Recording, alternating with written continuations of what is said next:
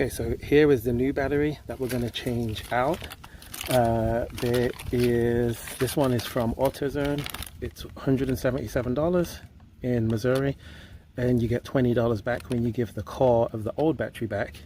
And so it's going to be about $157. You're only going to need a few tools. So you're going to need an 8mm wrench and an 8mm socket to get the battery off. Let me go ahead and show you how to do that. So first off, you're going to use this 8mm wrench to take this side off. It really shouldn't take very long. Usually you just have to loosen it enough to where the positive will come off. Bear in mind I'm doing this one-handed as well since I'm holding the camera, so it's really easy. Once you loosen it enough, this side will come all the way off. It's crazy, look at the corrosion around that. Battery is definitely toast. And then you are going to do the same for the negative side of the battery, which also uses the 8mm. So very simple. And then this wiggles off. So it actually wasn't on there that tight at all. So once this is off, then you want to remove this bracket, which also takes 8mm, but since this is a long screw, you can't use that socket. So that's where the wrench is going to come in handy. And you're going to do it like this, so that this supporting bracket can come off. I'm going to do that off camera so I don't have to hold the camera and do the wrench at the same time.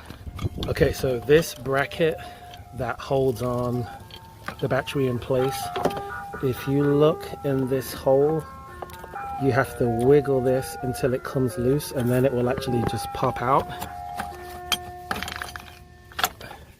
And then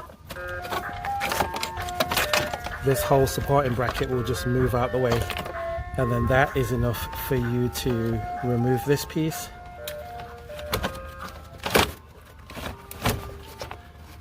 And then you can lift the battery out. Some batteries actually have a handle that you can lift. If it doesn't, you'll just have to physically lift the battery out of the spot. Okay, so as you can see, it's pulled out. It's super easy. This is the old battery. This is the positive side. That was the negative side. On this new battery, it is this way around. So that's the positive, that's the negative.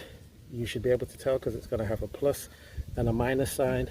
So we're going to go ahead and slide this one back in. Before we do that, or after we slide it in, the protective cover can go back over the top of it if you want to put that back on. It's not, you don't have to have it on. By the way, this job is super easy. Most AutoZones or auto places will put the battery in for you, but in a case where they cannot, don't be scared to do this yourself. Do not take it to the dealership to do it, because it's seriously like a 5-minute job.